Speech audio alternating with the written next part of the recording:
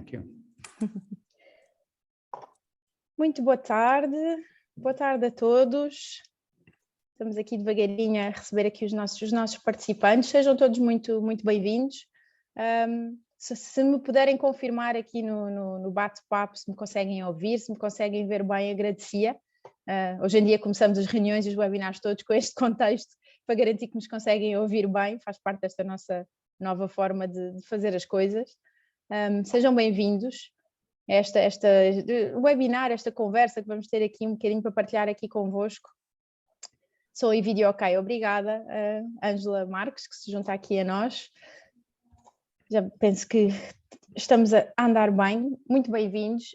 Meu nome é Isabel Corte Real, eu sou diretora de Marketing e Comunicação da Câmara de Comércio e Indústria Portuguesa.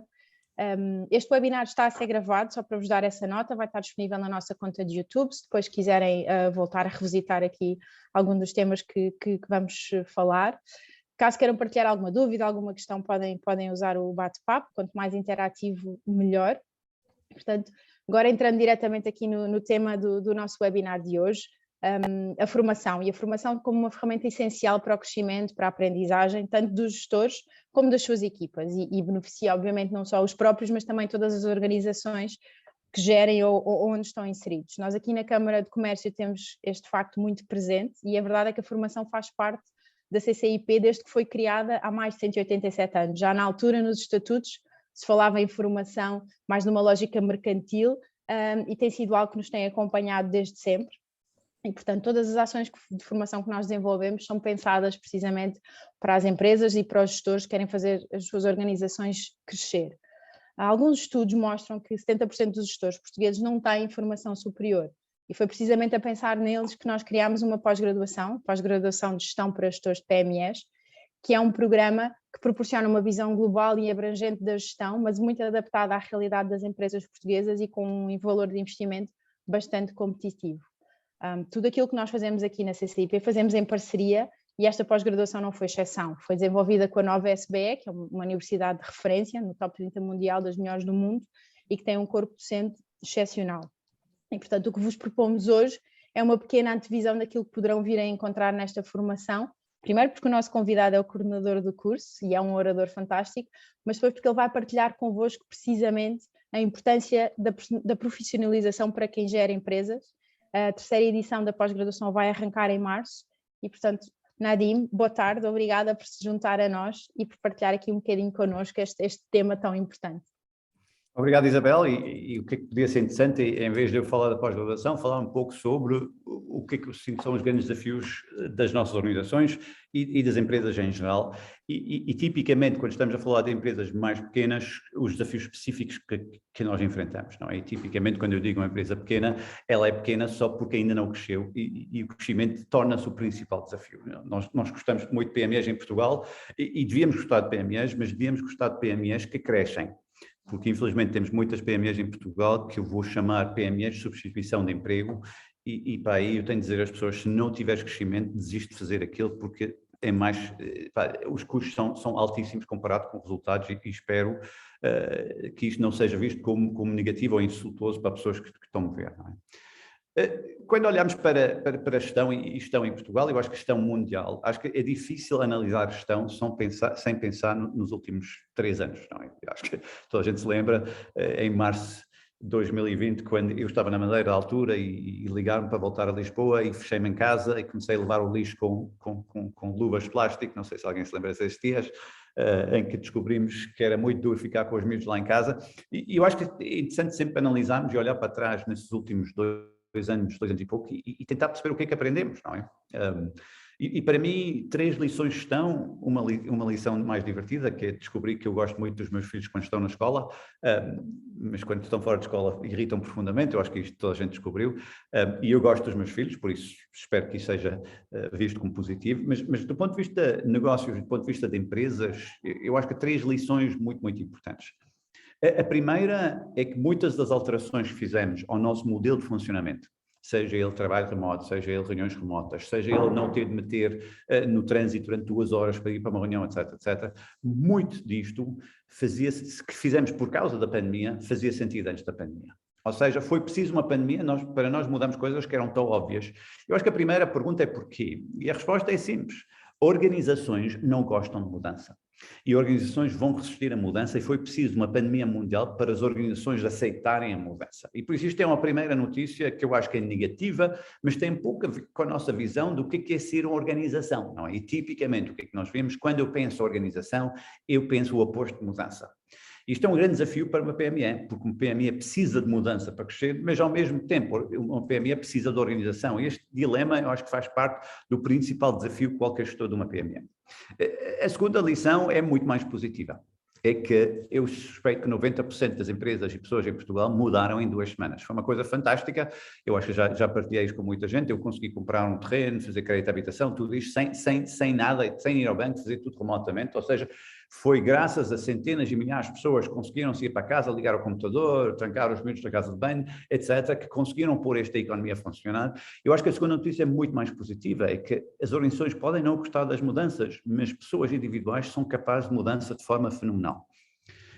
Eu acho que a terceira notícia é mais complexa, é boa e negativa. É que quando nós começamos a olhar para o impacto que isto tem tido nas pessoas, vemos uma exaustão profunda e um stress impressionante, especialmente por volta de verão de 2021. Não sei se alguém se lembra, mas quando eu falava com as pessoas e perguntava como é que tu estás, tipicamente a resposta era estou roto, estou cansado, já não aguento mais, etc, etc. Eu acho que é um sinal do cansaço que nunca tínhamos visto. E porquê? Eu acho que tem pouco a ver com a nossa maneira que reagimos à mudança e utilizar a palavra reagir. Eu acho que fomos muito reativos. Nós mudamos porque fomos obrigados a mudar. Não sei se pessoas sabem, eu sou meio libanês, meio dinamarquês, não é? Às vezes sinto que eu não posso criticar Portugal por ser um estrangeiro, mas aí eu tenho que dizer que casei com uma portuguesa e fiz 3 portugueses, por isso eu acho que tenho direito a ter a minha opinião. Mas metade é dinamarquês e não sei se sabem, mas muita gente às vezes repara que há aqueles estudos da felicidade dos dinamarqueses, finlandeses, holandeses, tipicamente saem no topo dos países mais felizes do mundo. E quando nós olhamos para porquê, começamos a perceber que tipicamente são países em que as pessoas no inquérito dizem que eles sentem que têm controle sobre a sua vida. Esta noção de que eu sinto que a minha vida está controlada e por isso alguma coisa negativa acontecer, posso lidar com ela sem problemas e se alguma coisa positiva acontecer, eu consigo celebrar sem aquele stress de ai, o que é que vai correr mal agora? O que é que nós começamos a perceber? Quando nós lideramos a mudança, quando nós mudamos porque nós escolhemos mudar, nós temos muito mais controle sobre o processo do que quando nós reagimos à mudança.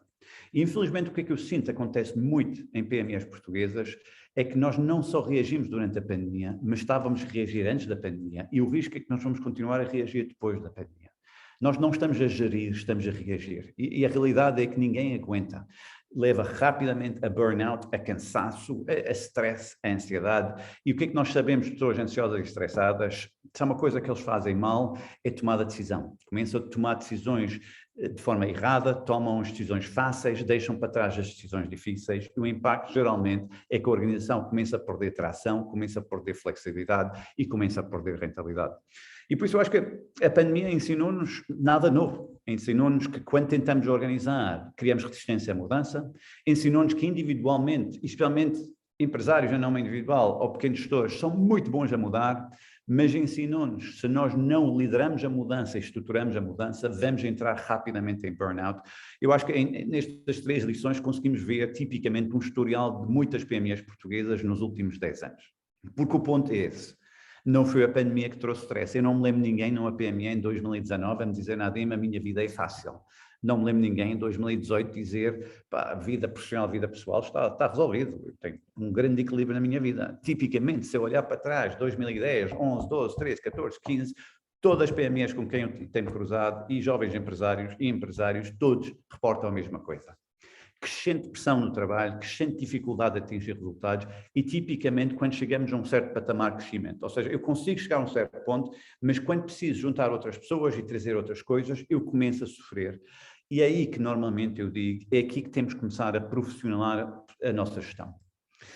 Porquê? Porque tipicamente eu consigo resolver tudo sozinho a um certo limite, mas chega a um ponto em que eu preciso replicar processo, contratar pessoas, criar estruturas, e isto é a fase crítica de qualquer crescimento de qualquer PME, em que nós passamos de 2, 3 pessoas para começarem já uma empresa de 10, 15.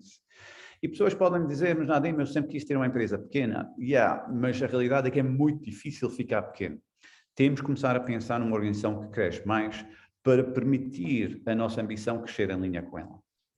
Eu acho que todos nós sabemos o que é que isto quer dizer. É muito difícil explicar às pessoas o que é gerir uma empresa e assumir a responsabilidade pela empresa, não é? Eu dou aulas a miúdos aqui de 18 anos ou de 22 anos, muitos deles sem experiência profissional e especialmente sem experiência de liderar ou tomar decisões ou responsabilidade, não é?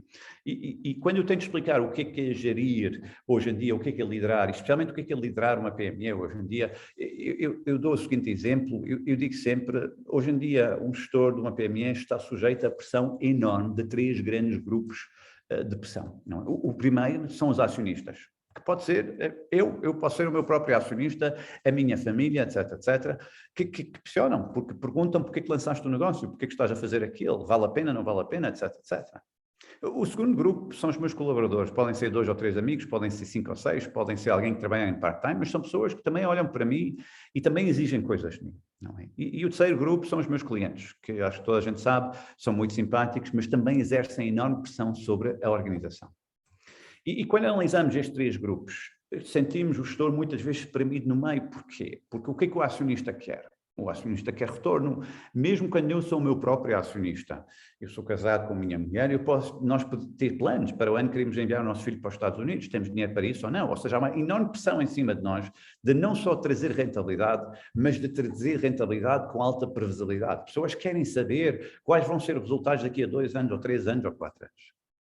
Simultaneamente, eu tenho os meus colaboradores, o que é que eles querem? Também querem dinheiro, também querem recursos. E aí já há uma tensão entre acionista e colaborador, em que eu tenho de assegurar que há dinheiro suficiente para o acionista, mas dinheiro suficiente para o colaborador. Se eu pender a mais para um lado ou outro, o que é que acontece? Eu arrisco-me ou de perder a paciência do acionista ou de perder colaboradores. Eu tenho de gerir esta tensão. Mas o colaborador também quer previsibilidade. Ou seja, quer saber como é que vai ser a minha carreira daqui a 2 anos, daqui a 3, daqui a 4, daqui a 5. E mesmo quando eu digo PME, eu tenho de dar isto a uma pessoa. Se eu não der isto a uma pessoa, eu não vou ter colaboradores, vou ter pessoas empregadas que basicamente vão ser na primeira oportunidade que eles têm. E quando eu tenho de explicar aos meus alunos como é que é trabalhar num mundo em que eu tenho de prometer coisas a pessoas diferentes, num mundo cheio de mudança, eu digo sempre, eu conto sempre a mesma história, e quem já me ouviu deve estar farto de ouvir a mesma história, mas vou contar a mesma história. Isto não é real, é uma história fictícia. Imagina que tem um filho, e o seu filho cai e bate com a cabeça, e vai para o hospital, e o médico diz, em princípio está tudo bem, mas pode ser necessária uma cirurgia ao crânio amanhã de manhã, por isso vou internar o seu filho hoje à noite, e depois amanhã falamos. Quando deita o seu filho naquela noite, na cama hospitalar, ele olha para os seus olhos e ele pergunta, mãe e pai, achas que vou ficar bem? E obviamente a resposta é sim. Se tem dúvidas sobre a resposta, não tenham filhos, está bem? Porque a resposta é sempre sim. E porque vocês dão previsibilidade ao vosso filho, ele dorme como nem um anjo. Como é que vocês dormem? Vocês não dormem. Bem-vindo à gestão de uma PME. Tipicamente o que é que está a acontecer? Eu tenho certos objetivos de negócio que eu tenho de atingir porque tenho crédito bancário, eu tenho resultados, porque prometi a minha mulher, porque prometi ao meu marido, vamos fazer isto, etc, porque os meus filhos precisam e por isso eu preciso de resultados num mundo cheio de mudança. Eu estou a contratar pessoas a fazer promessas implícitas do que é que eles vão ter carreira comigo, podem ter aumentos salariais ou não, etc, num mundo cheio de mudança. E finalmente estou a prometer coisas aos meus clientes num mundo cheio de mudança. E quem tem de absorver toda a incerteza para lidar com isso sou eu. Eu não posso, quando o mundo muda, eu não posso dizer ao acionista, desculpa lá, as coisas mudaram, não vai haver lucros, porque o acionista sou eu. Eu é que tenho de lidar com isso. Eu não posso virar para os meus funcionários e dizer, contratei e agora não vou te contratar mais porque as coisas mudaram. Eu vou ter, porque todos olham para mim e dizem, a razão que tu existes é para lidar com a mudança. E isso chama-se gerir. E isso chama-se liderar. E por isso, tipicamente, o que é que nós começamos a perceber é que um gestor de uma PME está sujeito a pressões enormes. E tem de começar a encontrar maneiras de lidar com estas pressões para fazer o quê? Para procurar o crescimento, porque ao criarmos crescimento, o que é que acontece? Temos espaço para começar a dar rentabilidade que gera acionistas satisfeitos, investir nas nossas pessoas, investir nos nossos clientes, que depois gera uma máquina que começa a crescer sozinha. Este é o desafio. Eu acho que às vezes, quando gerimos uma PME, esquecemos que isto é o desafio. Como costumo dizer a gestores PMEs, vocês têm 2 coisas, o vosso trabalho é 2 coisas. Primeiro, é gerar melhorias de rentabilidade sustentáveis, ou seja, continuar a crescer nos lucros para poder continuamente fazer este jogo com os acionistas, colaboradores e com clientes. E a segunda é lidar com a imprevisibilidade. Se fizerem estas duas coisas, vocês vão ter sucesso. E por isso, muitas vezes, nós temos dificuldade em abstrair-nos eu trabalho nos plásticos, eu trabalho em Airbnbs, etc. Não é isso. Vocês têm duas coisas para fazer, independentemente do negócio em que vocês trabalham, vocês têm de gerar melhorias de rentabilidade de forma sustentável e vocês têm de lidar com a incerteza. Se fizerem estas duas coisas bem, independentemente do setor, obviamente não em todos, há certos setores que em declínio, mas na maioria dos setores vão ter sucesso. Eu acho que tipicamente isto leva-nos à definição de qual é o meu papel aqui. Não é? E muita gente diz-me que a gestão é uma arte e quem me conhece sabe que isto me irrita profundamente. A gestão, para mim, é uma ciência que, sim senhora, muitas vezes implementada com uma certa arte, mas não é uma arte. A arte tem um problema, é que a arte é altamente subjetiva. Como é que eu lidero um grupo de pessoas com arte? Que cada pessoa tem a sua própria opinião, isto não resulta. Eu preciso de dar escala e dar certa previsibilidade aos meus clientes e não faço isto com arte. Sim senhor, é uma ciência implementada com arte. Eu acho que nesta pós-graduação, Isabel, nós tipicamente tentamos construir uma lógica que diz, então vamos mergulhar nas várias dimensões desta ciência da gestão para ajudar pessoas a perceberem melhor onde é que eles podem focar as suas energias para começar a captar esta onda do crescimento, não só crescer para o crescimento, mas crescer para ganhar rentabilidade sustentável que me permita a mim dedicar cada vez mais horas a preparar o futuro e cada vez menos horas a resolver os problemas do passado. Eu acho que isto é um pouco o balanço que estamos a dar, porque muitos gestores de PMEs que eu conheço vivem no passado, no sentido de acordam de manhã e há 40 problemas que ainda sobraram de ontem. E por isso, quando eu digo, vamos lá pensar daqui a um ano, dizem nada, para mim, o longo prazo é sexta-feira, o muito longo prazo é o carnaval. E basicamente andam em modo reativo à volta disso. Não por culpa deles, no sentido de que isto é uma questão de talento, mas é uma questão que chamamos de disciplina e foco, no sentido de muitas vezes não sabem onde é que focar e por isso reagem às coisas à vossa volta.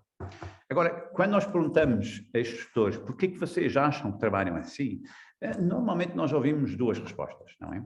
Uma é organização, dizem, eu preciso me organizar, é uma resposta muito clássica, e outra é planeamento, eu não planeio suficientemente. E eu não discordo com eles no sentido de precisamos ter uma conversa à volta da organização e precisamos ter uma conversa à volta de planeamento. E não é por acaso que a pós-graduação, se olharmos bem, tem um grande número de cadeiras à volta da organização, liderança, gestão de pessoas, etc, etc. E tem uma grande componente, e finanças, e tem outra à volta de planeamento, estratégia e planeamento, de uma certa forma, para ajudarmos a olhar para estas coisas. E porquê? Porque eu acho que quando nós dizemos organização, muita gente interpreta a organização de forma errada. Como costumo dizer, quando alguém está em modo reativo, e eu digo organização, eles pensam controle. Pensam, se eu conseguir controlar estas coisas todas, vou-me sentir mais organizado, que provavelmente é a pior maneira de abordar as coisas. Porquê? Porque controlar não é necessariamente organizar. Não é? Quem me conhece e os meus alunos da pós-graduação sabem que é o exemplo que eu dou muitas vezes, estou a ficar velho, por isso muito repetitivo. Um bom exemplo é a maneira que o Estado português acha que devíamos organizar férias, não é? O Estado português diz que para organizar férias nas empresas, toda a gente tem que marcar férias até 31 de março. E dizem que é uma forma de organizar férias, quando de facto é uma forma de controlar férias, porque aquilo não organiza nada. No mundo cheio de mudança, quando alguém pede ao funcionário para preencher férias a 31 de março, a maioria dos funcionários dizem, mas eu não sei que dias é que vou tirar, nós temos um grande projeto em abril, posso ter outro, etc, temos um evento grande, vamos lançar um novo produto, só vou saber em maio. E o chefe diz o quê? Marca qualquer coisa, depois muda se for preciso. E eu suspeito que 3, 4 milhões de portugueses andam a marcar férias fictícias, fingindo que estamos a organizar férias, quando não estamos a fazer nada disso. Estamos simplesmente a contar para assegurar que ninguém tira férias a mais. Repara bem, controle mais do que outra coisa. E por isso, quando vemos empresas novas, não é a BlackRock no Reino Unido e outras a dizer, olha, não há limite de férias, e quando quiseres tirar férias, combina com os teus colegas, nós muitas vezes pensamos que são empresas hippie, mas devíamos pensar, é outra forma de organizar férias. Eu acho que um dos grandes tópicos que nós precisamos falar, e esta pós-graduação aborda isso, é como é que uma PME pode se organizar sem controlar e matar um pouco a flexibilidade que ela precisa. Porque nós precisamos organizar, mas ao mesmo tempo precisamos ter a agilidade necessária de lidar com os desafios que temos pela frente. E esta coisa de organização não quer dizer controlar. E a tendência de muitos gestores PMEs, quando o negócio começa a crescer e sentem que estão a perder controle, é organizar por controle. E eles acabam por abafar a empresa que eles criaram. Eu acho que isto é um dos grandes desafios. Não fazem isso porque querem abafar, mas porque sentem que têm de assumir controle, porque prometeram ao acionista, etc, etc. E lentamente o que é que acontece? Abafam a organização. E o que é que acontece numa empresa que organiza por controle é que os funcionários encostam-se. E começam a dizer ao chefe, dizer, olha, o que é que queres fazer aqui, o que é que queres fazer aqui, o que é que queres fazer aqui, lentamente o que é que acontece? A empresa não consegue crescer porque o chefe só tem 24 horas por dia, dorme 4 e já não aguenta mais e a empresa não trabalha mais. E por isso, eu acho que a primeira conversa sobre organização é uma conversa séria que é preciso ter. Como é que organizamos uma PME para assegurar as eficiências necessárias para ter rentabilidade, mas a agilidade necessária para poder se adaptar a mudanças no mercado. E eu acho que vários módulos vão tocar neste ponto e tipicamente a palavra-chave para isso chama-se estratégia. Tipicamente, estratégia é que nos ajuda a lidar com isso. Acho que a segunda conversa é planeamento, não é? E quando falamos de planeamento, pessoas dizem, mas isto é estratégia. É, mas o que é que nós temos que começar a pensar é, eu não planei só para ter um plano, eu planei para poder alinhar as pessoas à volta deste plano, para inspirar pessoas para trabalhar à volta deste plano, e por isso o foco da minha atuação é alinhamento, não é planeamento. Ou seja, eu crio um plano para alinhar, e se o meu plano não alinhar as pessoas, o plano não serve para nada, basicamente, porque vão voltar a falar comigo. E por isso, o que é que eu acho que a PME tipicamente tem que começar a fazer é, pensar seriamente sobre a sua forma de organizar e 2, pensar ainda mais seriamente sobre a sua forma de planear, porque se ela acertar nestas duas coisas, ela tende a ter mais alinhamento, ao ter mais alinhamento pode dar mais autonomia às suas pessoas e consegue crescimento de forma mais interessante. Porquê? Quando nós estudamos gestão, normalmente, quem segue a gestão e gosta de literatura de gestão e gosta de ler livros de gestão, sabe que nos últimos anos nós falamos cada vez menos em gestores e cada vez mais em líderes. E eu acho que parte disto é aquela inflação de títulos que toda a gente diz, é muito mais sexy ser líder do que um gestor, na minha opinião, e liderança é suficientemente vaga para toda a gente ser líder, basicamente, e fazemos isto. Mas eu acho que esquecemos um pouco, do ponto de vista académico, e a pós-graduação também toca nisso, são diferentes. Não é? Gestão é diferente da liderança, ao menos na nossa interpretação do que é que são diferentes. E a razão que os dois são importantes é por razões diferentes. Primeiro, gestão. Por que é que eu preciso gerir? Nós não podemos esquecer que a gestão existe para permitir lidar com complexidade. Ou seja, a capacidade de distribuir equipas, a capacidade de dividir tarefas em várias partes para poder distribuir entre as pessoas, a capacidade de trabalhar com fornecedores, de pagar contas a tempo e hora, de prestar salários. Tudo isto é complexidade. Eu preciso de skills de gestão para lidar com complexidade. Finanças, gestão de projetos, uma série de outras coisas que me permitem lidar com complexidade, porque se eu conseguir lidar com complexidade, eu vou ter uma empresa que consegue escalar e crescer sem ter de acrescentar muitas pessoas. E isto é fundamental para passar de uma PME grande P para um PME grande M, em que a rentabilidade começa a subir. Liderança é diferente. Liderança ajuda-me a lidar com a mudança. Ou seja, preciso gerir para lidar com complexidade dos projetos, dos clientes, do mercado, etc, etc. E eu preciso liderar, porque durante este processo todo, tudo está a mudar. E por isso eu preciso organizar para depois liderar para a mudança. E isto é basicamente a minha tarefa. Se lembrarem bem, eu disse gerar melhorias sustentáveis de rentabilidade, gerir eficiências, etc. E, simultaneamente, eu tenho de uma certa forma, preparar a mudança e avançar. O exemplo que eu dou nas minhas aulas é sempre de 2 tipos de restaurantes. Eu digo, imagina, vou agora fingir que a Isabel queria ter um restaurante, Isabel sempre sonhou ter um restaurante, e imagina que a Isabel tem um restaurante, tem 100 lugares, e tem um amigo que liga para ela e diz, Isabel, eu tenho aqui 100 clientes que querem jantar no teu restaurante, mas só vão se me fizeres um bom preço. Agora, quem está a me ouvir hoje sabe que a melhor maneira de Isabel fazer um bom preço é limitar as opções. E por isso a Isabel pode dizer ao cliente, olha, então vamos fazer o seguinte, vou-te dar 2 pratos, tipo casamento, bacalhau com natas e lombo de porco com ameixa. Embora alguém disse-me outro dia que isto já não se faz nos casamentos, claramente não sou convidado a casamentos há muitos anos, é o defeito da idade, pode ser que a minha filha mais velha se casar, isto volta à normalidade, mas 2 pratos e depois a Isabel diz o seguinte, olha, mas tens de dizer quantas pessoas querem bacalhau, quantas pessoas querem porco, para eu te dar um bom preço. Não é 15 € cabeça, etc, etc. Agora, se pensarmos bem, o cliente depois liga e diz 60 pessoas bacalhau, 40 pessoas porco, o que é que a Isabel faz? Qual é a sua forma? Ela precisa de liderar? Não, ela precisa de gerir. Porque ela não tem de lidar com a mudança, ou seja, ela sabe o que é que vai acontecer hoje à noite e por isso ela tem de gerir. Como é que ela gera? Ela basicamente controla. Ela chama o cozinheiro e diz, olha, vais fazer 60 bacalhau, 40 porcos. E ele pode dizer, não, mas eu tenho aqui umas ideias. Ele diz, olha, não vale a pena. E já está pensado, avança. Ou seja, gestão pura, ela está a controlar as coisas, etc. E ela diz ao cozinheiro, eu respeito muito, tu és um grande cozinheiro, mas isto está vendido e só vamos ganhar dinheiro se fizeres o que é que estou a te mandar fazer. E quando chama os empregados, vai dizer a mesma coisa. Olha, vem cá hoje à noite, pessoas vão querer isto, depois vão querer isto, tu vais sim, e dá instruções a toda a gente e diz a toda a gente, por amor de Deus, não inventes. E na noite do jantar, Isabel vai se sentar no bar e vai controlar e vai resolver problemas quando surgem. Agora, vamos para o cenário 2. No cenário 2, o amigo liga para a Isabel e diz, eu vou enviar 100 pessoas para o teu restaurante, querem ter uma experiência. Ele não fala em preço.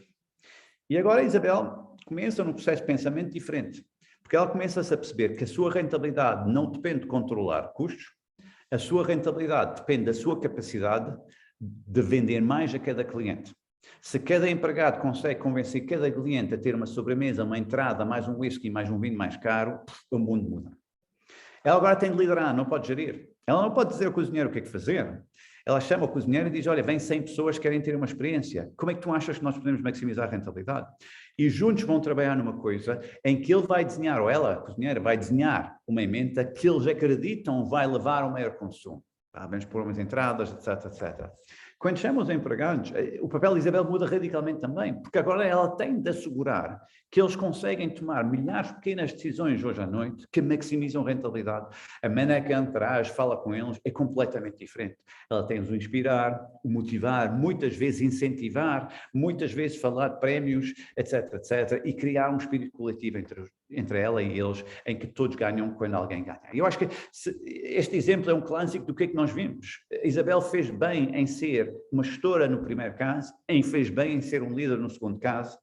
O papel de Isabel vai depender dos desafios que ela enfrenta. Eu acho que muitas vezes, quando gerimos uma PME, não paramos para pensar que tipo de desafio que eu tenho, que tipo de ação que eu tenho e como é que eu posso agir. Porque quando pessoas me dizem, Nadim, eu tenho o meu estilo de gerir, o meu estilo de liderança, eu fico louco. Porque eu digo sempre, isto é uma empresa, não é um lugar de expressão artística individual. Tu não tens direito a inventar o que é que tu queres. Tu tens de aplicar o que é que faz sentido perante o desafio que tu tens. Ou seja, primeiro, analisas. 2, decides que tipo de atuação melhora resultados para a tua organização e com base nisso consegues rapidamente avançar a tua organização e criar a organização que consegue trazer resultados acima de mercado e melhor para toda a gente. E por isso eu acho que são estas coisas que temos que começar a trabalhar cada vez mais e por isso o que é que esta pós-graduação visa fazer e eu espero que tenha contribuído isto nas últimas edições. Como a Isabel sabe, muitas vezes vários participantes têm tido experiências diferentes. Para mim tem sido um prazer trabalhar com uma tipologia de empresário que na Nova às vezes não vemos, nós tipicamente trabalhamos com grandes empresas, mas juntamente com o CCP temos tido sorte de trabalhar com microempresas e médio-empresas e tem sido bom ver como é que nós podemos ajudar a dar um pouco de estrutura e um pouco de ajuda nesta caminhada de converter de uma PME com grande P para uma PME com grande M, para quem sabe um dia ser uma empresa maior no mercado português, que consegue olhar para o mundo como seu mercado, em vez de só uma cidade ou uma região. Para isso precisam de grandes gestores e, simultaneamente, grandes líderes. Agora, tudo isto não é fácil, mas também não é difícil. Isto não é uma questão de dificuldade intelectual. É uma questão de aceitarmos que existem maneiras de abordar isso. E depois, um segundo ponto que eu acho importante é aceitar que eu tenho de trabalhar com a disciplina necessária para assegurar que eu estou a ajudar a minha empresa e eu sou a pessoa responsável por garantir que a empresa desenvolve processos, atrai as pessoas certas, que replicam os mesmos processos, que nos permitem crescer e ter aquela sustentabilidade que nós crescemos. Não vou dizer que a pós-graduação faz isto tudo, mas muitas das conversas que vamos ter na pós-graduação vão estar à volta disso e eu acho que é sempre interessante que durante a pós-graduação, obviamente os alunos são desafiados a fazer projetos estratégicos no final para apresentarem, não é? São desafios lançados por empresas em que eles fazem papel de consultores e é sempre interessante como papel de consultor ver que afinal as coisas parecem fáceis, mas não são, porque tipicamente o grande desafio é sempre o mesmo. Como é que vou equilibrar entre a necessidade de gerir e controlar e a necessidade de lidar e mudar? E como é que vou manter esta tensão entre as duas coisas na rota de crescimento da minha empresa, no mundo cheio de mudança? Último ponto, Isabel, depois podemos abrir para algumas perguntas, se alguém quiser. Esta coisa de mudança, eu acho que a mudança tem demonstrado ser uma enorme oportunidade para alguns e é um enorme problema para outros. Eu acho que isto é normal, mas sendo problema ou oportunidade, ela tem o mesmo impacto em qualquer gestor. Ela ensina-nos muita coisa sobre nós próprios, sobre os nossos processos e sobre a resiliência da nossa empresa. Eu acho que vai ser interessante nesta pós-graduação, porque acho que vai ser a primeira em que estamos a começar a sair desta situação pandémica para endémica, em que vamos conseguir ter conversas muito interessantes sobre os processos de aprendizagem nos últimos anos. Eu acho que uma das forças da pós-graduação é que toda a gente lá tem empresas, não é? E por isso, de uma certa forma, estamos todos a trabalhar com a mesma matéria-prima e experiências, e ver que na grande diversidade de negócios e desafios há enormes semelhanças de como é que nós lidamos com mudança e como é que aqueles que lidaram com mudança de forma positiva conseguiram ser. Por isso, Isabel, da minha parte, obrigado por esta oportunidade de partilhar um pouco a minha visão sobre a gestão e os grandes desafios. Eu acho que se houver perguntas, podemos ir diretamente às perguntas. Eu acho que falei tempo a mais ou menos, não sei, meia hora, mas vamos às perguntas. Não, foi ótimo, Nadim. Eu acho que estava aqui a ouvir agora esta conclusão. Realmente nunca se falou tanto de mudança como nos últimos dois anos e pouco. Eu acho que agora, efetivamente, o Nadim, do pouco que o conheceu, é muito otimista e, portanto, estaremos finalmente numa fase de sair desta de pandemia, de uma endemia, como já ouvi a expressão que eu não conhecia, mas a verdade é que o tema da mudança continua a ser muito atual e portanto, sobretudo para quem gera PMEs, é uma coisa com a qual lidam todos os dias e lá está, ou seja, esta pós-graduação não sendo a solução para tudo, a ideia é dar-vos ferramentas e dar-vos aqui alguma ajuda. Eu penso que o Nadim, no outro webinar que fizemos o ano passado, falava de uma receita. O tema da receita, lá está, é uma ciência, não é uma arte. Pode ser feito com arte, mas há aqui métricas, há aqui coisas que podem seguir e que podem ajudar. Eu acho que duas coisas aqui, Isabel, que podiam ser interessantes. Acho que a primeira tem sido interessante ver e falar com muita gente sobre as reações a esta pandemia, não é? E tipicamente, há muita gente que se queixa das atuações dos vários governos em vários países e quando falo com estas pessoas digo, olha, tens todo direito de criticar ou não a atuação do governo, se fecharam cedo demais, abriram tarde mais, não sei o quê, etc, etc. Mas são duas conversas, não é? Uma é a atuação do governo, vamos lá criticar ou não, mas já uma segunda conversa, é que o mundo mudou. E muita gente tem dificuldade de aceitar que esta mudança é para sempre. It's happened. Vamos começar a avançar. Eu acho que é neste ponto que tipicamente temos alguns desafios. Estou a ver que eu estou mal a começar atrás de mim, por isso vou só mudar o meu caminho. O ambiente académico faz parte. Não, é verdade, quer dizer, o voltar ao que era, isso acho que é uma realidade que não existe e, portanto, é o new normal, seja lá o que ele for. Mudou portanto... para sempre. Eu estive numa multinacional em Oeiras e o CEO, que tem a minha idade, não, eu tenho 55 anos, disse, Nadim, ainda bem, vamos todos voltar ao escritório. Eu desci a escada, vi duas jovens que disseram, nem pensar. E eu pensei, uau, vamos ter muita mudança. E eu acho que, como sempre, o meu ponto não é dizer que a mudança é positiva ou negativa, não é o meu papel como gestor. O meu papel como gestor é dizer como é que posso adequar a minha organização a esta mudança. Isto é liderar. Exatamente. Já temos aqui uma pergunta aqui no Q&A, okay. Do Pedro Gomes. O gestor enquanto alguém que faz promessas, ou seja, como é que o gestor, até que ponto é que o gestor pode ser desonesto, de certa forma, para trazer previsibilidade aos seus clientes, aos seus fornecedores, aos seus colaboradores? Pedro, eu acho que a Pedro sabe a resposta, por isso. É simples, no dia em que fizer uma promessa que eu não tenho certeza que vou cumprir, o stress é tudo meu. Não sei se concorda, e isto faz-me sofrer profundamente. E pense bem, se eu sou um gestor, o ativo mais precioso que eu tenho é a minha cabeça. E no dia em que eu perco esta capacidade de raciocínio calmo, porque estou a sofrer stress, vou começar a sofrer como empresa. Por isso eu digo sempre às pessoas, nunca faças promessas que não consegues cumprir. A questão é como é que posso gerir o meu acionista, como é que eu posso gerir o meu colaborador sem fazer promessas, que tipo de previsibilidade é que eu posso ter? Exemplo aqui, Pedro, imagina que está a trabalhar numa empresa com 4 pessoas e eles perguntam, olha lá, como é que vai ser agora trabalho remoto na pandemia? Eu acho que o honesto e o previsível é dizer, eu não sei, mas vamos fazer o seguinte, vamos começar durante 2 meses a trabalhar 2 dias em casa, 3 dias no escritório, daqui a 30 dias fazemos um ponto de situação, daqui a 60 fazemos um segundo ponto de situação e depois tomamos a decisão como é que vai ser. Isto é dar previsibilidade sem fazer promessas falsas. Eu acho que, tipicamente, com os clientes é a mesma coisa. Repara bem, o cliente liga-me e diz-me, Nadim, quando é que vais resolver o problema? A resposta honesta é que não sei. Mas a boa resposta de previsibilidade é dizer o seguinte: eu sei uma coisa, eu vou ligar todos os dias às 5 da tarde até o seu problema estar resolvido. E o que é que estou a dar ao cliente é uma previsibilidade a dizer, eu vou ter notícias todos os dias, por isso não preciso pôr isto na minha lista de chatear o Nadim. Eu acho que é nesta lógica que temos que começar a perceber o nosso papel em dar previsibilidade. Não é? Agora temos aqui também uma pergunta do Ricardo, é uma questão mais prática, se existe alguma formação de base ou pode ser acompanhada por qualquer aluno independentemente da formação atual? Ou seja, para ajudar nesta lógica da pós-graduação. A ideia é isso, ou seja, tipicamente não é preciso ter nenhuma formação base em nenhuma área específica, tipicamente o que é que nós dizemos é que esta pós-graduação é exatamente por questão, é um skill universal, não é? Ou seja, tipicamente há pessoas que dizem não gosto de números, etc, etc. Há pessoas que vão gostar mais do módulo financeiro. Eu sei que muita gente gostou do módulo financeiro, porque pela primeira vez olharam para os números de forma diferente, não é? Eu acho que o professor fez um trabalho fenomenal nesta área. Outros gostam muito do módulo de liderança. Eu acho que todos nós vivemos desafios diferentes nesse sentido e por isso vamos procurar coisas diferentes, não é? Claro. Numa lógica mais prática também, só para saberem que no fundo, mesmo em termos de certificado ou de diploma, ela é aberta a qualquer pessoa, não há obrigatoriedade de ter tido uma licenciatura, a diferença é que no fim quem tem licenciatura tem um diploma e quem não tem um certificado de participação, mas na base, em termos de conhecimento, ela é aberta a qualquer pessoa. Temos aqui mais uma questão do Duarte. O Nadim falou sobre a mudança que ao longo desta pandemia alterou por completo o modus operandi das empresas em geral. A dúvida dele é se esta pós-graduação está preparada para os desafios do digital, ou seja, que no fundo o futuro dos próximos empreendedores vai passar muito por aí. Não. A resposta é não e vou explicar porquê.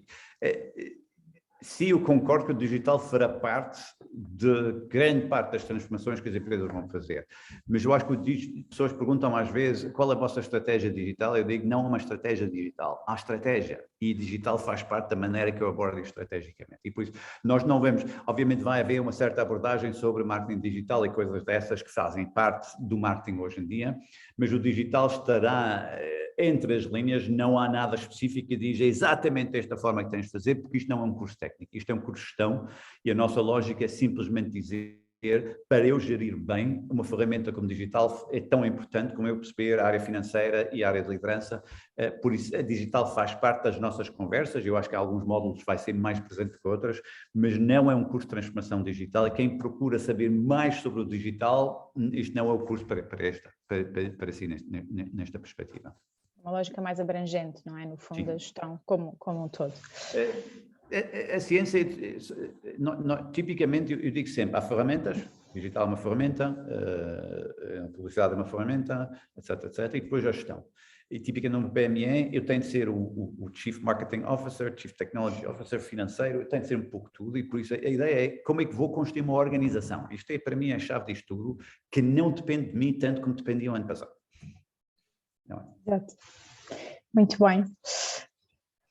Não sei se há aqui mais questões, de qualquer maneira, só para vos dar nota que também amanhã vos vou enviar, já está aqui no bate-papo um link para a brochura, que tem mais informação sobre a pós-graduação, mas amanhã nós enviamos um e-mail também com mais detalhes e estamos disponíveis para qualquer questões que surjam. Se não houver mais nenhuma, agradecer mais uma vez a vossa presença, sobretudo aqui a do Nadim, depois de um dia de aulas intenso, esteve aqui a partilhar um bocadinho connosco. Tem sido um dia longo, mas é sempre um prazer e eu acho que isto é uma daquelas pós-graduações que eu gosto muito, não é? E por isso, Isabel, obrigado pelo convite e como sempre, obrigado pelo apoio, eu acho que, e obrigado por nos apoiar durante esta viagem toda que fazemos todos os anos. É um gosto. Ainda tenho aqui mais uma questão. Nadim, ao liderar pessoas nem sempre é fácil agradar a todos. O envolvimento de todos é sempre um bom princípio, mas nem sempre se consegue o consenso. Qual a sua opinião ao liderar estas situações? Miguel, há um ditado, que nem sei se é chinês ou não, mas alguém disse-me que era chinês, que duas pessoas podem sentar num cavalo, mas alguém tem que sentar em frente. Eu não lidero para agradar, eu lidero para ajudar pessoas a lidar com mudança. E por isso, basicamente, o que as pessoas procuram de mim é enorme clareza, e o que as pessoas precisam de mim é uma direção clara, e o que as pessoas procuram de mim é saber qual é o seu papel nesta viagem que estamos a fazer juntos. Se isto não agrada, provavelmente eu tenho as pessoas erradas, ok? Por isso, um líder não está lá para agradar as pessoas, está lá para liderar, é a minha função, e liderança é ajudar a organização a enfrentar a mudança. Ponto. Eu acho que se pensar bem nos líderes que mais admiram na sua vida, provavelmente são pessoas que deram exatamente isto, uma enorme clareza sobre o que é preciso fazer, apoio na execução disto, mas enorme disciplina para ajudar-nos a ganhar foco e ganhar. E quando ganhamos e sentimos vencedores, sabemos que estamos com líderes. Muito bem, acho que não podíamos terminar de melhor forma, mais inspirador. Obrigada, Nadim, obrigada a todos, desejo um bom resto de dia e estamos aqui para quaisquer questões que surjam com a pós-graduação. Muito obrigada a todos. Obrigado, Isabel. Boa noite a todos. Obrigada, Nadim. Obrigada, até logo. Obrigada.